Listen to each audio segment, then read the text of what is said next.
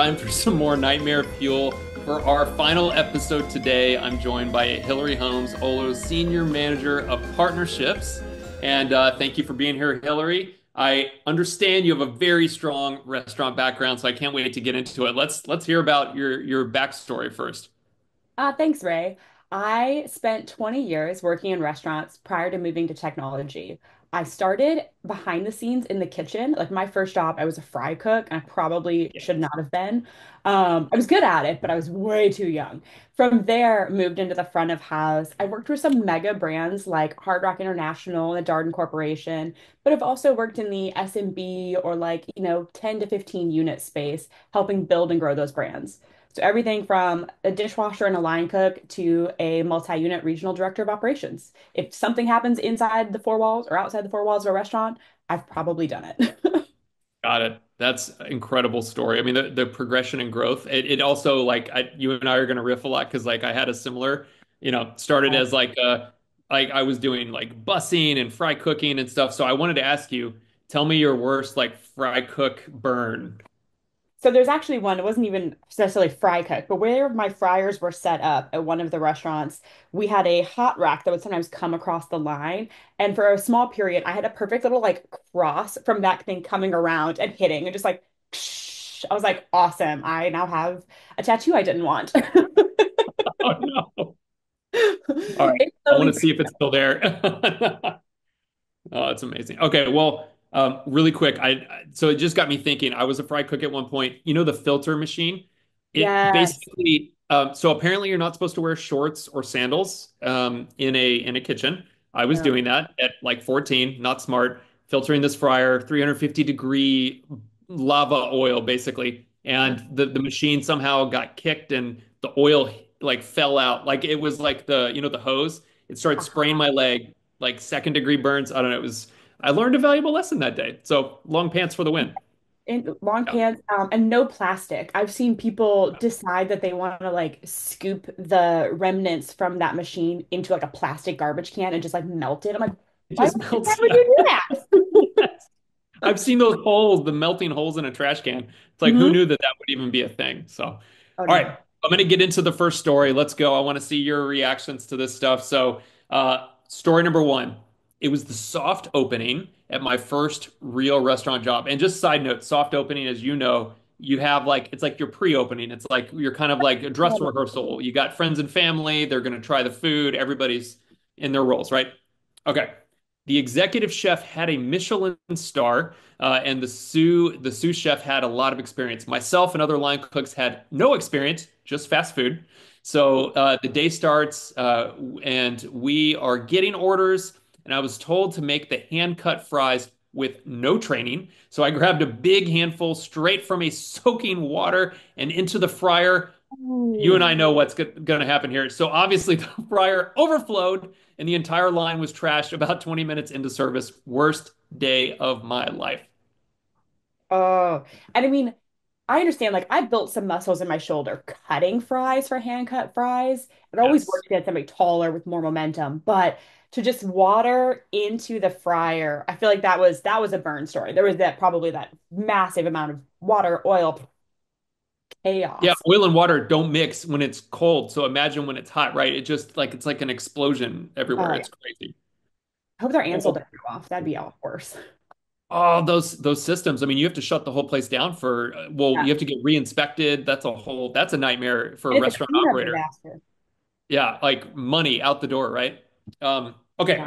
Story number two. Christmas Day 2014, very popular chain restaurant. 2 feet of snow fell overnight. The entire restaurant called out, meaning like called out sick, can't come to work or whatever, just can't get there. So the general manager, because let's see, for me and the general manager, so me and the general manager were still able to work because we were walking distance of the restaurant. GM calls the district manager saying we were severely understaffed, can't run service. District manager says, "You'll be fine. It's Christmas. It'll be slow. Call if you need me, whatever." Mrs. We May. had this is like a recipe for a nightmare, right? We had 25 guests in line before we even opened. The restaurant filled up within 20 minutes of opening. We opened at 11 a.m. and the restaurant stayed full until 6 p.m. The district manager never answered his phone a second time. GM and I had to work in stages. It was insane. We would take all the open menu orders, put them in, come back, help me cook them, and we'd run them out for 7 straight hours in these waves, no breaks.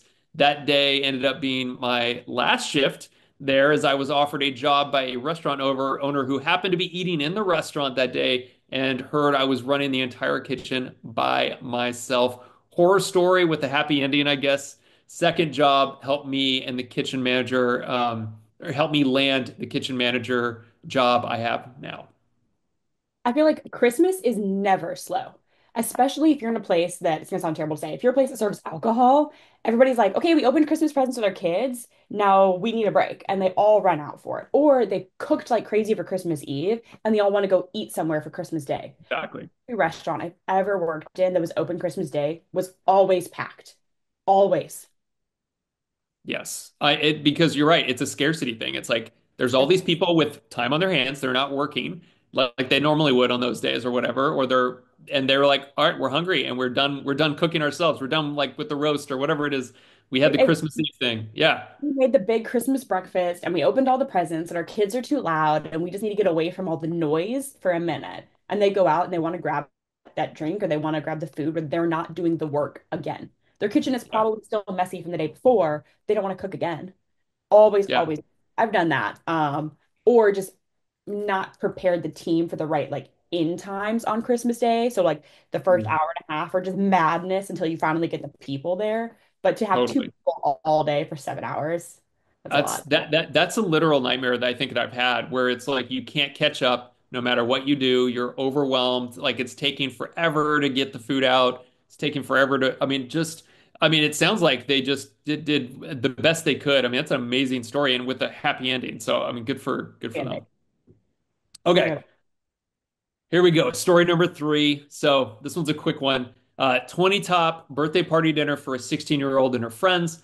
An entire full-sized grasshopper made its way onto the salad plate of, you guessed it, the birthday girl. And so the thing was at least 3 inches long. We later assumed it came in with the spring mix, the salad mix, and had to comp the whole meal and then have a very concerning conversation with the garde manger because how does that happen? That's like not only did it get past them, but it got past whoever was walking the food or whoever was like expoing. Like that was multiple people who probably had their hands on that plate, not noticing a 3-inch grasshopper. Like, like I really want to know, was this person the server or were they like the manager on duty who was like, oh my God, there's a grasshopper. I feel like though to be fair, I mean, one they could blend in, right? It's They'd be part under of the their lettuce. survival, is like they kind of like low key maybe look like a leaf if they sit just right. So that is that. And I will say way better than a cockroach, right? Oh God, no, never. So I was thinking ahead when I heard restaurant horror stories for you, and I was like, which horror story can I share with Ray? Let's go. Let's Or, go. and you can decide if you want more than one. Would you like to hear about the time my dumpster actually caught on fire, Yes. my And 29-hour straight shift, or the yes. time I got punched in the face? Uh, the all of the above. Let's go, Hillary. Okay, so dumpster actually catching fire. We'll set the tone. I'm the general manager of the restaurant. I'm doing a new hire orientation. So I have all the new team members. I'm about to give them a tour of the restaurant. We had a live oak fire grill. And every day there was the rule at the end of the night, you would bank the fire, spread everything the coals out, let it basically finish burning itself down, kind of water. In the morning, when the coals were done, you would move them into a metal can where they would sit for at least 24 more hours before being dumped the next morning to refill, or sometimes 2 or 3 days worth, because it's not always a lot during the weekday. Well, somebody put the fresh coals into that and dumped it outside. And I had no idea, of course, that this is happening. We're doing the walkthrough, and one of my new hires points out as we're walking through the kitchen, there's a little back door with the window. It's like, that dumpster's smoking. I was like, it's fine. It's fine. Like, we'll just go close Fine. the I'm lid. fine. Yeah, I was like, let's just close the lid. We'll suffocate whatever little thing is happening in there. It's also the recyclable, like the cardboard dumpster. So I have no idea why, but I was like, that an employee like threw a cigarette or something. I don't know. I'm ignoring it. I'm like, we're gonna close it. We're gonna finish our tour. Like, I'm not gonna. We loop back around the kitchen because my like the way the line is set up, you could like loop back through, and we look out, and it is a full blown like fire. My dishwasher, love this man. I actually got him a little figure later that was a little firefighter looked like him, is out there with a garden hose, like trying to stop this fire. Poor guy. The poor guy. So it's a metal trash can. The paint is peeling, the plastic lids are completely melted. And that's when I found out somebody dumped the coals into the cardboard and it just up in flames. Up So in dumpster fire emoji means something different to you. Yes. And I looked at these poor new hires and I was like, this is not a representation of who we are. We are not a dumpster fire. This is not a metaphor, by the This is way. not a metaphor working here. I promise we are not a dumpster fire. Okay, next story. I loved it. Okay, 29 hours straight.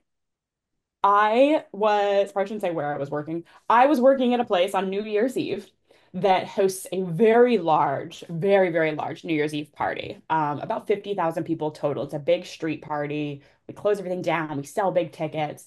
Uh, I was a GM still at this time. I'm running around because we have this huge party. I show up at 9 a.m. New Year's Eve to get everything going. I am going between chef's coat in the kitchen, plating tiny appetizers for my VIPs, to cocktail dress on stage, talking to media, answering questions, playing Miss America, to back Oh, in and out, and in and out, and in and out. We go on stage for the New Year's countdown. It's 6 degrees outside, and I'm in a cocktail dress holding a champagne flute, like 5, 4, like I'm freezing. Run back inside. I finally get all the guests out at 4 in the morning, but this was a corporate restaurant, so inventory still had to happen. And as the GM, you're expected to do or be part of the inventory. I was also definitely short managers at the time, which is pretty common in the industry. We can never keep a full staff. So I sent brutal. managers, other than one, like they were at home. They left me in the morning. They came back at 2 p.m. to relieve me. I stayed, did inventory, opened the restaurant from the day, and like did all of lunch service before I finally got to go home and sleep. I was like, I'm so tired. I'm running out of adrenaline and caffeine.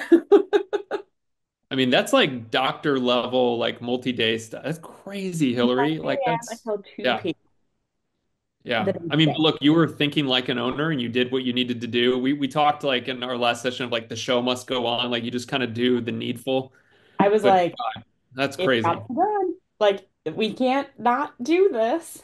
Um, and then my last one is when I say like horror stories, we're gonna set the tone for this one. Okay. I was actually have gotten 6 stitches in my face from being punched in the face by a bartender. What? Yes. Memphis, Tennessee. It's probably all you need.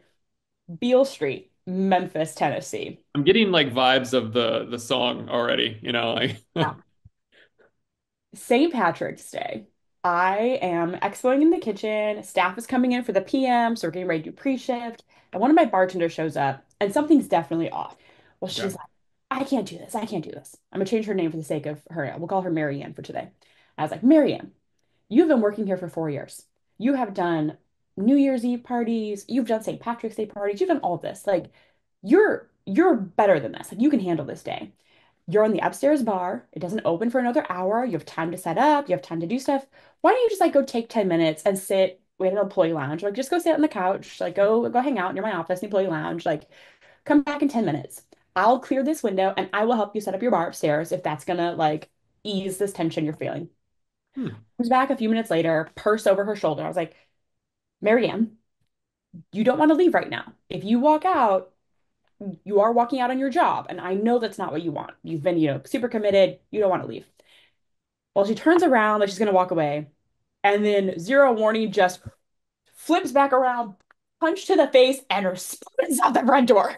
I was like, head into the wall because we're in the kitchen, the expo Oh my alley. gosh. Oh yeah. You can't see it obviously on camera, but I have a little tiny scar right here where her ring went through my lip. I'm like against the wall. My kitchen staff starts to take off after her. I was like, just ignore it. It's fine. Leave it be. It was like, we have service. We can't do this Oh, right now.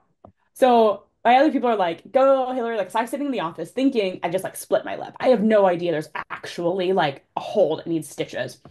We end up calling my husband, who's at home just like making soup. He's told me the story. He's like, I was just stirring the soup and I get the call and I was like, cool. Hillary needs me to take her to the hospital. I wouldn't leave the restaurant until my director called me and was like, I need you to leave. Like, A, you're bleeding all over your office. Like, stop it. He's like, go get stitches, go get your head checked out.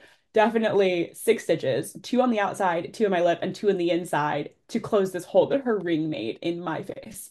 Was that like a diamond ring? Like, how did that cut through your face? I don't even know. Like, I mean, she was not a big person. Like, I was more floored that this made as much impact as it did, but her whole body weight was behind this. And that she sprinted out. Of course, the company made me like press charges and have to do the stuff, but I was like, I just Oh. want to know what happened. Like, I was not expecting that to Right. There had to have been more behind the power in that punch than just you in that interaction. Because it sounds happen. like you were pretty cool about like, Oh, hey, yeah. like, Everybody was just floored. Because, like, for being whoa. Memphis, I had a pretty good staff mostly. And, like, like I said, they were all sprinting after her to be like, you can't punch our manager.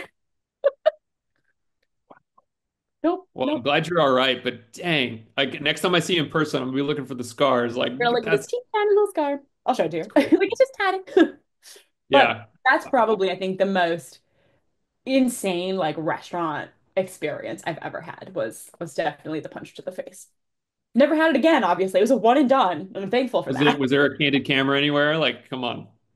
Well, No. that's we were in the kitchen. I think that's what makes it so much funnier. Have we been in the dining room or even like the play lounge area? We actually had cameras because sometimes corporate Yeah. do. We were in the kitchen on the expo line. Like it You was, got lucky you didn't fall into something else, like onto a grill or into a fryer or whatever crazy yeah, could have that's how I was happened. like, thankfully it was just straight into the wall, but highly unexpected and do not recommend. 0 out of 10. Yeah. 0 out of 10. Do not recommend. Got it. Okay. Okay. Really quick. We got a little bit of time. I wanted to hear about any potential pranks. Wanted to riff on that a little bit. You might have seen Lindsay and I kind of sharing a few stories and like the commentary from the socials. So, do you have anything you want to kind of share there?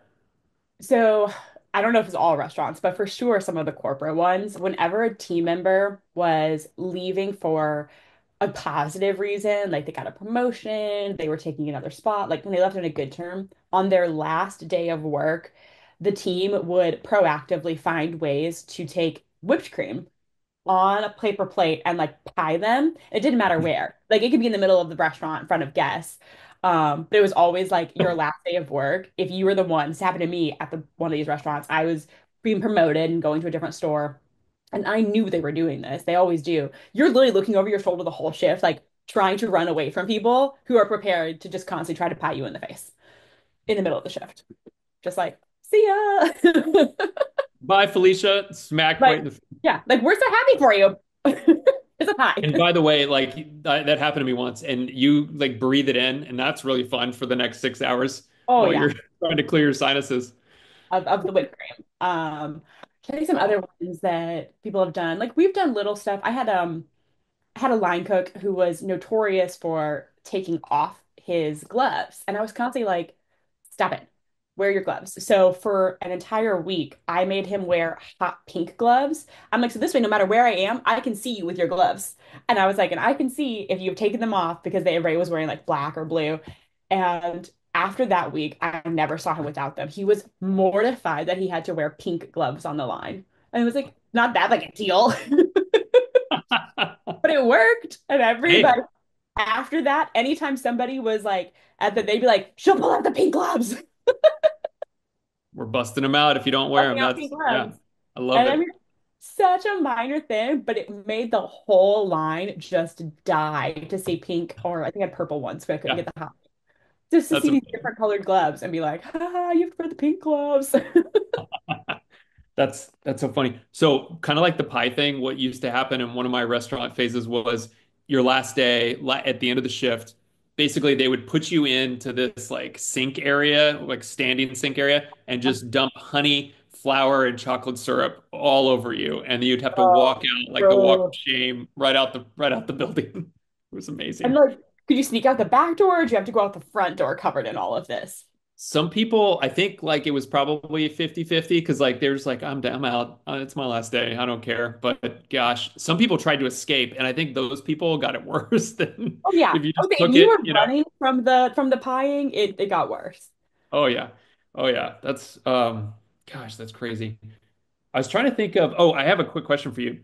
have you had any theft situations? And I'll share a quick story. We used to do these perimeter walks around the building as a manager. One Yeah. night, one of my co-managers was doing a walk right around the back dock area, around the fence, gets hit in the head with a case of shrimp, just pop right there, and it was like right out of nowhere, it almost like knocked him out, and he got like kind of injured.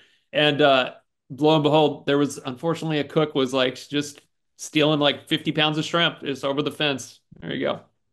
Got any of So those? yes, perimeter walks, by the way. I would also, before you open the door, before you leave at night, you always do this perimeter or you walk, you do your howdy rounds, say hi to everybody. The most, we'll say sneaky, it took me the longest to catch on a theft, wasn't throwing the case of shrimp, but I noticed it from the same thing, was a perimeter walk, that I noticed that one of my team members was back by the garbage can. And I was like, they should have been gone like 15 minutes ago. They were taking a garbage bag, putting the product in it, tying it, putting a new garbage bag over top of it, filling with garbage, and then they would take out the trash, throw the actual trash away, and put their stash in a garbage bag next to the dumpster, and then come Uh, back and take it. So at the end of every night when we were doing our garbage run, so as a manager, you always had to have your hand on the door, the back door, you'd open it up, you'd have them out, and then you would just like close it back. You couldn't like walk with them. Um, and I found that's how I discovered, same idea, perimeter walk, that they were sneaking the product out the back door via garbage bags and putting it out with the dumpster with trash and just setting on the side. there you go. There you go. I was Okay, like, your shirt oh, sneaky. your shirt is reminding me of a prank that a server used to do at our restaurant. So, you ever seen those little tissue ghosts? Like where Mhm. you take tissues, ball it up, you have the head and then like the ghost Hello. body. They would take those, make up like three or four of them, and while people were walking, their back to you, they would take a lighter and they would take a straw and melt the lighter onto the ghost, and then they would melt the other end onto the back of the person where they couldn't feel it, like maybe the jeans or Yeah. the apron or whatever. And it And would they would just be walking around with these little ghosts bouncing around behind them. It was hilarious. I would do that one. I always thought people would just like walk behind and like grab the string of your apron so your apron would fall down in the middle of doing stuff, especially if like your kids Classic. were full in the Yeah, alley. They would just like whoop, like there goes your apron. So I learned to like tie mine in the front and like loop it. You had to be small enough to do that. Some of the guys couldn't do it. But that was another one. But I want to see exactly how they did this ghost prank and I want to like I need to go it's somewhere. probably on the internet somewhere, but melting of straws, it's actually quite effective and it basically dries almost instantly. And that's why you can kind of just hold it there for 2 seconds and then boom, it's attached. And then you got little ghosts floating around. Just There imagine you their go. tables out there as they come walking by and do stuff. The tables like Yeah, you do the double take. Yeah. I Yeah, was yeah, like, yeah. look at that. How cute.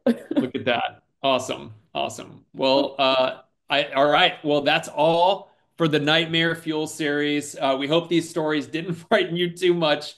To learn more about Olo and how we're helping restaurants achieve our mission of hospitality at scale, head to our website, olo.com. Hillary, this was awesome. Thank you so much. See you guys. Thanks, Ray.